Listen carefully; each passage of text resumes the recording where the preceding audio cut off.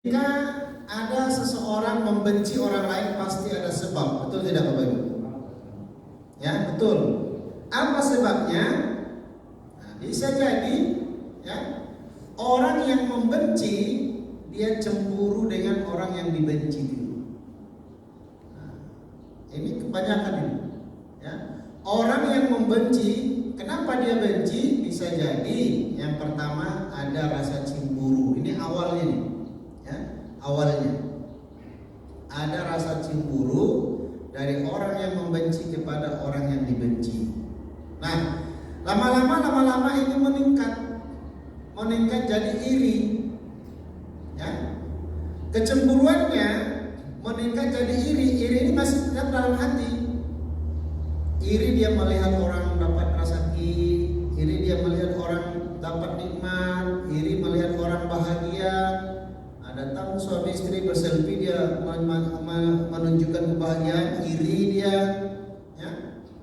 Punya anak, wisuda anak orang, iri dia. Ya. Tapi itu masih dalam hati, belum dilampiaskan. Belum dilampiaskan dengan kata-kata, belum dilampiaskan dengan gestur, dengan tatapan mata, dengan gerakan tangan, dengan tubuh gitu. Ya. Maka orang yang seperti ini belum termasuk dosa karena masih dalam hatinya, belum dia keluarkan, ya. Tetapi ketika sudah dia lampiaskan, ya, rasa cemburu, rasa iri tadi dia lampiaskan, ya, ketika dia memandang dengan pandangan mata tajam, ya, maka jadilah ya tingkatan yang lebih tinggi, yaitu hasad. Nah, ini ya. Jadi hasad ini sudah dia lampiaskan, ya. Ini kok menengok orang itu, atau bulalang matanya, tuh cuek lagi, berpaling muka lagi. Tidak suka dia menengok orang, ya. Tidak suka dia melihat seseorang yang dia cemburu. Awalnya cemburu, kemudian sakit hatinya, ya. Pelan-pelan, akhirnya muncullah yang namanya hasad, ya. Hasad ini tidak bisa diruqyah. Ya. Tolong dulu Pak Ustaz ruqyah istri aku lain tingkahnya. Diruqyah juga enggak mau. Kenapa? Bermasalah hatinya. Obatnya adalah tazkiyatun nafs. Ya. Dinasehati, diingatkan. Ya. Jadi hadirin jemaah yang dirahmati oleh Allah Subhanahu wa taala. Jadi ketika ada rasa benci atau ada rasa cemburu awalnya, kemudian muncul rasa benci terhadap orang, kemudian diaplikasikan oleh anggota tubuh sehingga kita menginginkan apa yang dimiliki orang lain itu habis, hilang. Itu yang hasad tadi. Ya, sudah dilampiaskan bagaimana caranya supaya nikmatnya hilang, bagaimana caranya supaya sakitnya, bagaimana caranya supaya turun pangkeknya, bagaimana caranya supaya tidak kerejonya. Muncul hasad. Maka yang lebih parah daripada itu, dia akan mencari bantuan, dia akan mencari dukun, dia akan bekerja sama dengan setan bagaimana supaya hasad tadi maksimal. Ya. Tatapan matanya menyeramkan. Ini namanya ada dalam istilah ruqyah ain. Ain itu tatapan mata jahat. Tatapan mata seorang kepada orang lain yang ada maksud dan tujuan ingin menyakiti, ingin menghilangkan nikmat yang ada pada orang tersebut. Ini namanya tatapan mata jahat. Ini penyakit ain. Makanya kadang-kadang Bapak Ibu, ada juga seseorang dia biasa-biasanya baik sekali, tapi sakit dia. Ya, kenapa dia sakit? Kalau dari segi postur tubuh menjaga kesehatan bagus, ya. Tapi kenapa dia sakit? Karena kena ain. Ain itu tatapan mata jahat, tatapan mata orang yang iri, orang yang dengki, orang yang hasad kepada si A. Dengan tatapan itu, jadi, ya, dia tengok orang itu, dalam hatinya berkecamuk, rasa cemburu, rasa dendam, rasa dengki, ya, menginginkan bagaimana supaya orang itu sakit, menginginkan bagaimana supaya orang itu hilang nikmatnya. Ini bahaya ini. Ya. Ini lebih parah daripada kesurupan kalau seperti ini. Ya. Dia tidak bisa lagi mengontrol emosinya. Dia tidak bisa lagi mengendalikan fitrahnya, hati nuraninya. Sehingga setanlah yang menguasai. Bapak Ibu hadirin jamaah dirahmati oleh Allah Subhanahu wa taala. Di tengah-tengah kehidupan kita bermasyarakat, ini sering seperti ini. Ya, tidak pandang bulu Bapak Ibu. Tidak pandang bulu, bertetangga, berkawan, sekantor, bahkan sesama ustaz pun kadang-kadang ada yang seperti itu. Ustaz itu banyak jadwal ceramah itu. Padahal hebat nih ceramah, hebat awak. Padahal itu biasa-biasa saja. Banyak fansnya gitu. Apa mengejar popularitas? Karena dalam hatinya, ya dalam pikirannya ingin mendapatkan perhatian banyak masyarakat, banyak jamaah, banyak orang. Maka ini bahaya. Padahal orang yang itu usaha itu biasa-biasa aja, ya, tidak pernah dimasukkannya ke dalam hati. Nah, kawan sebelah itu sudah jadi bahan pikiran, beban berat bagi dirinya. Ya, elok mana jemaah itu kayaknya. Kawan, tidak ada dah. Macam hati-hati. Ini sifat yang sangat berbahaya. Ya, menyusup, iblis itu menyusup melalui program ini. Ya, bagaimanapun perhatian orang kepada kita, ya, elus dada, ucapkan alhamdulillah, alhamdulillah. Nah, begitu juga bertetangga, kadang-kadang seperti itu. Ya, bertetangga, tetangga sebelah dapat nikmat, dapat rezeki, kan? Nah, ini mengerutusi di rumah sudah. Tetangga beli mobil baru ini menggas-gas di rumah sudah, ya kan? Nah, kenapa dia menggas? Macam tak perlu. Ini adalah perangkap iblis, ya. Artinya itu sudah rasa cemburu, rasa iri dengki tadi sudah dilampiaskan, maka jadi hasad berdosa. Dan orang yang biasa memiliki penyakit-penyakit hati seperti ini, biasanya badannya tak kunjung sehat.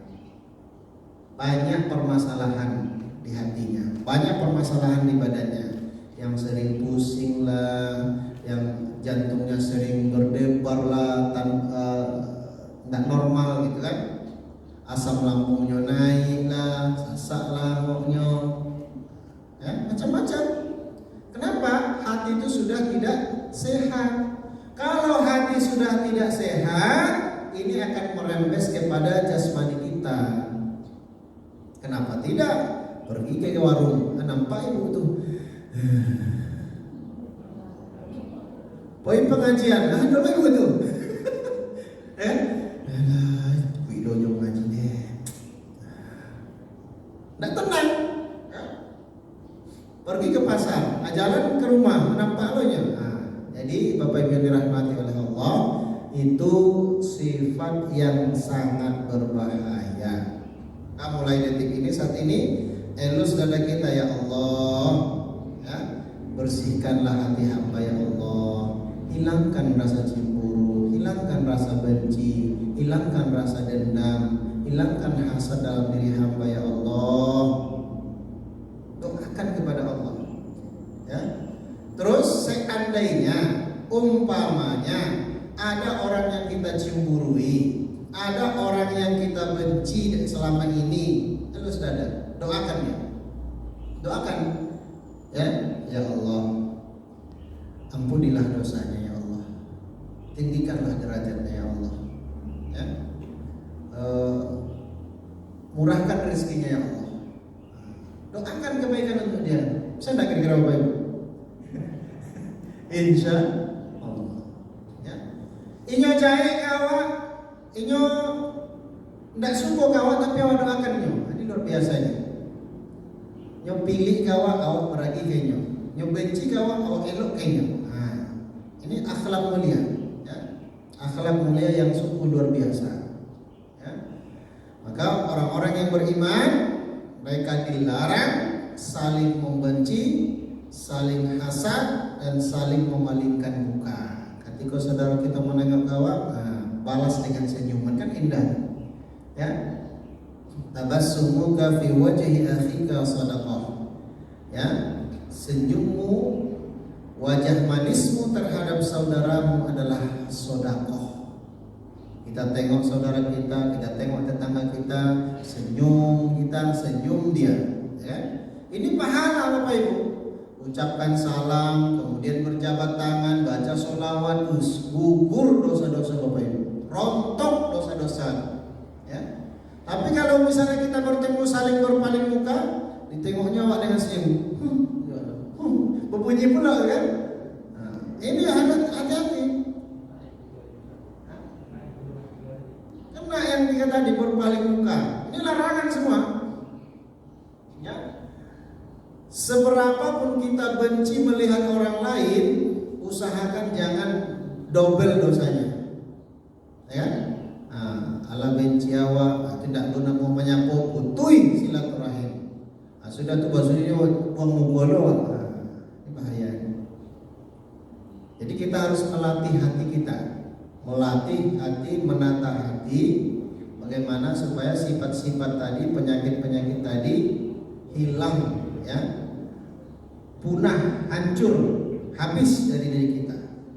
Ya, maka caranya perbanyaklah istighfar, perbanyak mengkaji diri, ya, perbanyak mengkaji diri. Kenapa kita meremehkan orang lain? Kenapa kita benci kepada orang lain? Kadang-kadang karena kita merasa lebih baik daripada dia.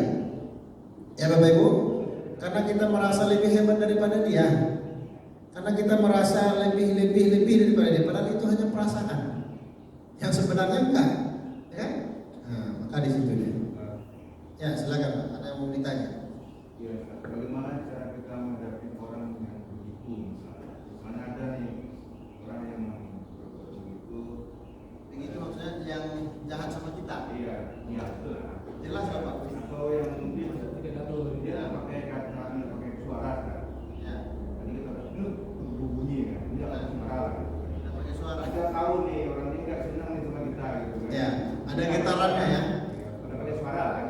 Iya, oke. Terus kan suara tiga kan? Dua aja. Nah, bagaimana kita menyikapinya gitu? Bagaimana kita menyikapinya? Yang pertama, Bapak Ibu yang dirahmati oleh Allah, ketika ada orang yang seperti itu dengan kita, ya. Pertama kita harus sadari dulu, kaji diri kita dulu. Mungkin banyak kesalahan kita menyebabkan dia benci sama kita. Mungkin pernah suatu ketika ada ucapan kita, ada perbuatan kita yang menyakiti hatinya. Ya kan, bisa jadi. Karena pasti ada penyebab Bapak Ibu. Kalau tidak mungkin tak ada angin, tak ada hujan gitu kan, nah, pasti ada. Maka kita introspeksi, cari kira-kira apa penyebabnya. Mungkin ada kesalahan kita, ada kekurangan kita. Kita udah cari itu misalnya ada gitu kan. Rasanya tidak ada salah awak kan semuanya dong. Rasanya Elohe salah mau kok tipe-tipe itu gitu kan. Nah, artinya kan tidak ada misalnya kan. Maka setelah itu kita harus memahami. Anggap, ya kan tadi kan innamal mu'minuna ikhwah. Dia itu adalah saudara kita. Mungkin pada saat itu dia sedang dikendalikan oleh amarahnya, sedang dikendalikan oleh sifat yang tidak baik, penyakit tadi. Maka doakan kepada Allah. Saudara kita saling mendoakan, doakan kepada Allah. Ya Allah, kalau hamba salah ya Allah, maafkan hamba ya Allah. Dia adalah saudara saya ya Allah. Kenapa sifatnya begitu kepada saya ya Allah? Tunjukkan hidayah kepadanya ya Allah. Tunjukkan jalan kepadanya ya Allah. Ya. Jadi yang pertama introspeksi diri kita dulu. Yang kedua, doakan dia. Kalau bosan rasanya Ustaz mendoakannya, Allah seminggu, 2 minggu, kalau sebulan alunjuk berubah lagi. Masih tetap seperti itu. Nah, datang ke rumahnya. Datang ke rumahnya, sebelum ke rumahnya baik ke selalu. Baik ke toko buah dulu kan. Nah, balikan ke buah agak 10 kilo. Artinya belikan dia buah tangan gitu kan. Nah, baikku karena orang menengok apa yang awak bawa, rubah wajahnya. Daripada awak tangan kosong, malingkan ke situ tangan kosong. Tutupnya pintu. Ya kan? Nah, karena pembuka pintu dia awak bawa. Ya kan? Bawa sesuatu kan. Nah,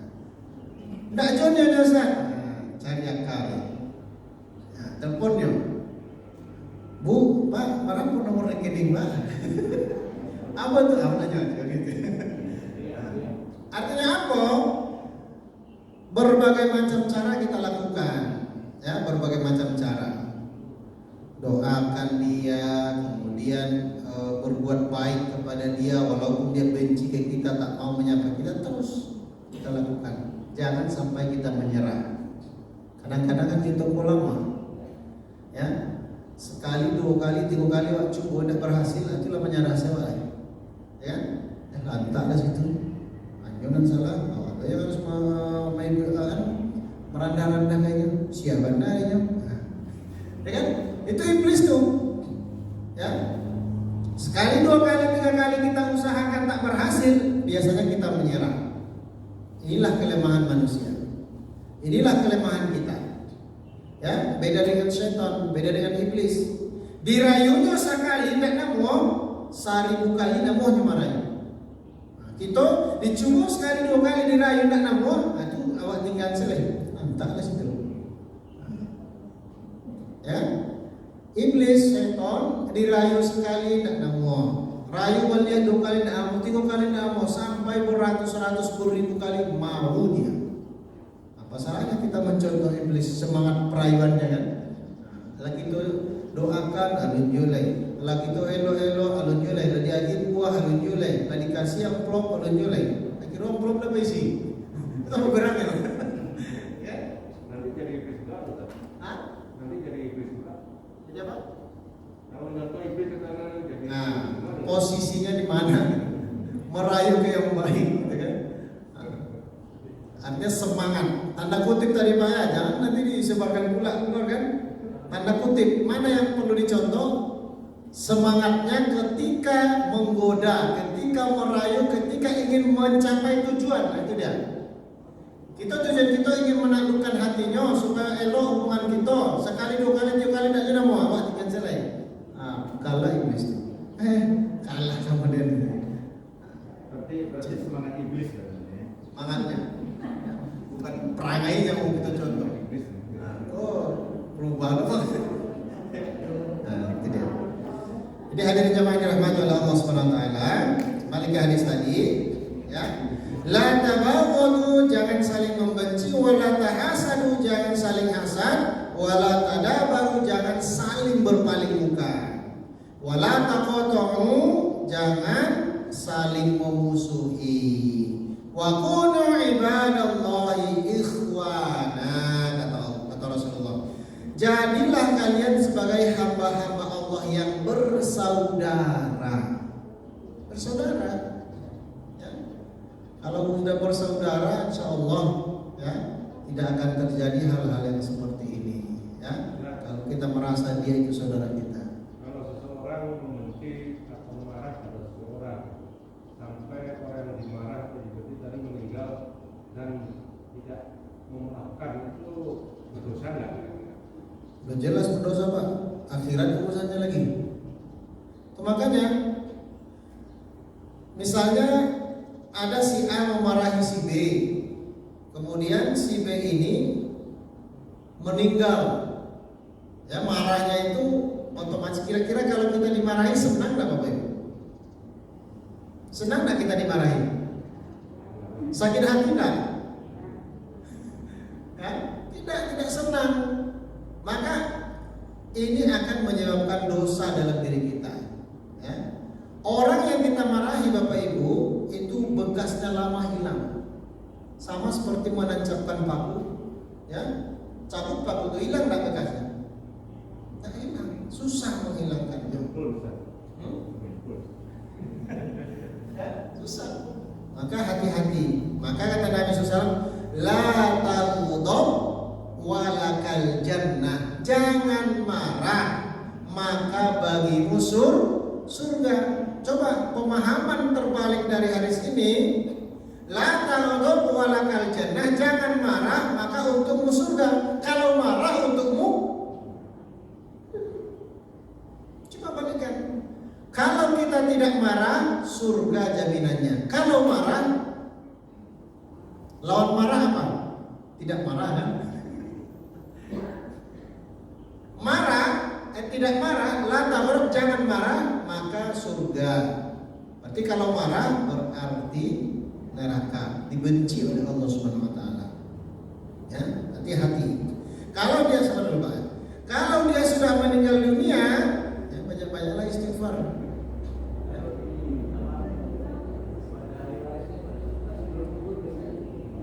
Ya sebelum kalau kita hadiri, kalau udah hadir, nah, inilah Bapak Ibu yang sangat berat urusannya. Ketika kita punya sangkut paut, punya kesalahan kepada orang lain, belum kita minta maaf dan orang lain itu meninggal dunia, ya, kemudian kesalahan kita tadi dibawa mati. Inilah kata Nabi SAW, nanti di akhirat kita akan mencari dia, ya, menyelesaikan permasalahan kita dengannya. Ustaz, kan ada ahli warisnya, apakah tidak bisa kita selesaikan dengan ahli waris? Kita datang ke ahli waris, kemudian kita minta maaf kepadanya, kepada ahli warisnya, apakah selesai? Wallahu a'lam. Ini yang jadi perdebatan. Kita salah sama siapa? Yang meninggal, bukan sama ahli waris. Nah, kecuali hutangnya ke ahli waris. Dan meninggal kok, apa kau meninggal? Awak punya hutang 50 juta. Tidak mungkin awak kasih ke orang meninggal kan? Tapi ahli waris. Nah, tapi kalau kesalahan, Allahu a'lam. Ya, Allahu a'lam. Maka perbanyaklah doa. Makanya bentar, ketika kita masih hidup seperti ini, tengoklah kiri kanan. Tengok kiri kanan, suruh kida, buku belakang, atas bawah, ya, atasan, bawahan, kiri kanan, depan belakang, tetangga. Nah, kalau ada rasonyo yang menyangkut di hati atau pernah awak lontarkan kata-kata perbuatan awak kepada ini yang menyakiti hatinya, nah, sampailah, rangkul tangannya, peluk dia, nah, sampaikan apa kesalahan kita, apa kelalaian kita. Jangan secara umum, kadang-kadang ada kita malu kita menyambut kesalahan tuh, malu kita menyambut perangai gitu tuh, maaf Pak yo, maaf yang mana kata kawan. Bisa ya, artinya apa? Face to face. Mana yang mau kita selesaikan? Ya, selagi kita masih hidup. Ya, silakan Pak. Bentar. Tapi kalau ahli warisnya tadi menyampaikan permintaan maafnya, terus dia menerima, ya, saya maafkan dengan tulus dia, artinya kan? Yang menerima ahli warisnya, bukan yang menyampaikan minta maaf ke orang yang tadi sebelum dia, waktu dia benci sama Allah, dia meninggal meminta maaf nih. Ya, pertanyaan Pak Mudi tadi, ahli warisnya menyampaikan ke orang ini meminta maafkan. Oh, ini berarti yang bersalah yang meninggal. Ya, kita tahu lah tak bersalah tak enggak gitu kan, seolah-olah dia ada salah karena dia benci kan gitu kan. Terus diterima sama orang ini, ya saya maafkan, tapi dengan tulus gitu. Ya, artinya kan yang bersalah, yang kita akan bersalah yang meninggal dunia. Ya. Ahli warisnya memintakan maaf kepada orang yang masih hidup. Kalau itu masih bisa. Ya, artinya kan Pakai mixer. oh, iya. Kalau seperti itu masih bisa, kenapa? Kita masih hidup, kita tahu dia bersalah, kita maafkan. Sama seperti itulah makanya dikubur, kan sering diungkapkan itu.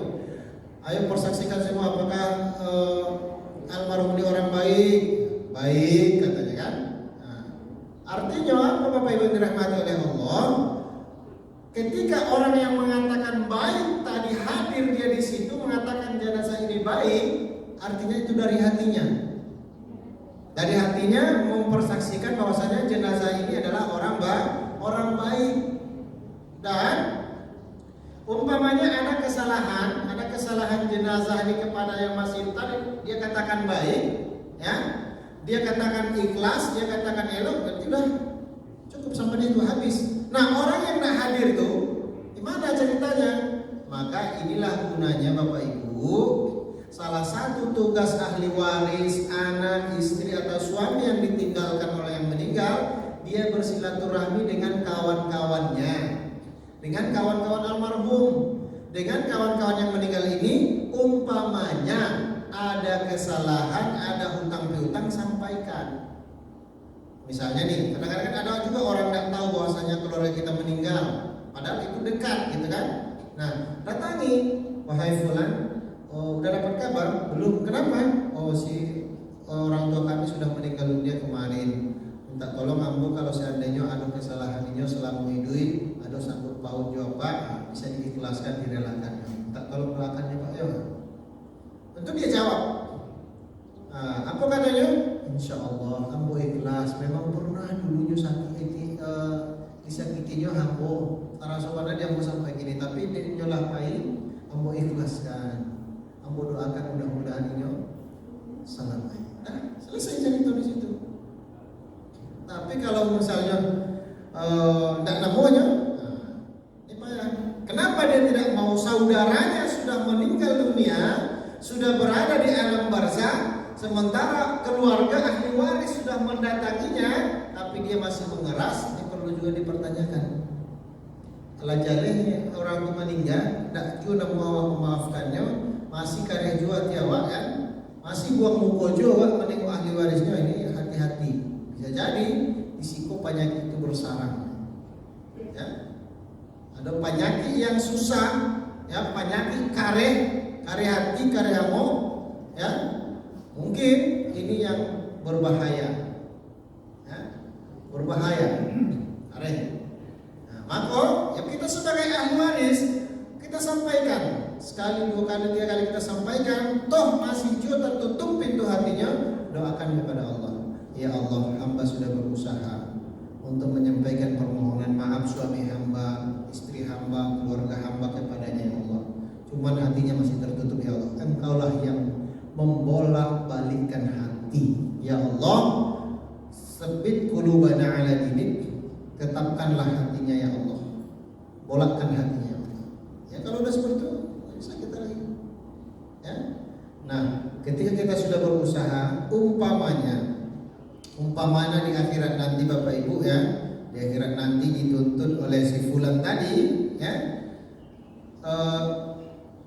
yang misalnya yang karya tadi dituntutnya, dulu dia bersalah sama saya begini. Nah, apa kata? Kan kemarin udah ahli warisnya sudah datang, kenapa tidak kamu terima maafnya? Berkali-kali ahli warisnya mengemis-ngemis minta maaf, tak pula kamu maafkan. Karya pada ngomong. Ya, artinya apa? Allah sendiri Bapak Ibu, sebesar apapun kesalahan hambanya, dosa hambanya, kekhilafan hambanya, Allah maha luas dan maha pengampun. Masa kita manusia tak mau memaafkan seperti itu? Ini dia. Ya. Itu dia. Baik Bapak Ibu yang dirahmati oleh Allah Subhanahu wa taala. Jadi kesimpulan hadis ini ya, jangan kita saling membenci, saling hasad, dan jangan saling memutuskan hubungan silaturahim. Ya, hindari perpecahan, pertikaian di antara sesama kita. Ya, dan larangan membenci terhadap sesama Muslim itu dalam hadis yang lain, jangan melebihi dari 3 hari. Jangan lebih dari 3 hari Bapak Ibu awak ada rasa benci. Ya, kalau lebih 3 hari haram hukumnya lah. Ya. Adalah dah 3 hari lah itu, kalau bertahun-tahun. Apa Pak? Ya, tadi kalau ini kita sudah memaafkan kesalahan kita. Ya. Tapi orang itu tidak boleh dimarah. Usaha kita, apa kita masih menunggu usaha ini? Insya Allah Allah Maha tahu Bapak Ibu. Kita sudah berusaha minta maaf sekali, 2 kali, sudah berbagai macam cara kita lakukan, ya kan? Ternyata dia juga belum memaafkan. Serahkan sama Allah, fatawakkal 'ala Allah, ialah Allah yang menyelesaikan. Dalam arti kata apa? Kita sudah menjalankan syariat. Kalau kita sudah menjalankan syariat, misalnya gini, kita sudah minta maaf, kita sudah datangi, kita sudah berbaikan, kan ada niat baik dari kita, ini dinilai oleh Allah. Walaupun dia belum menerima, ya, yang penting kita sudah berusaha. Nanti ada alasan, kenapa engkau tidak terima maafnya? Mungkin artinya punya penyakit. Kalau orang yang penyakit hati Bapak Ibu, dia akan susah memaafkan.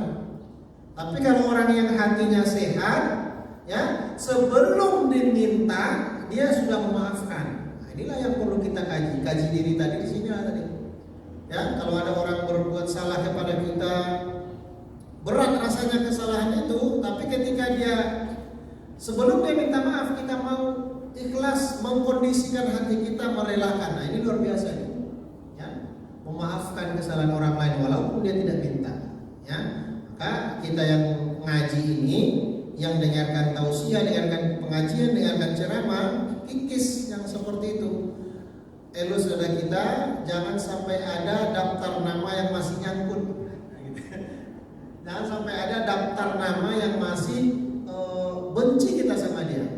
Ya, walaupun dia bersalah sama kita, bersihkan. Ya Allah. Nah, elus ya.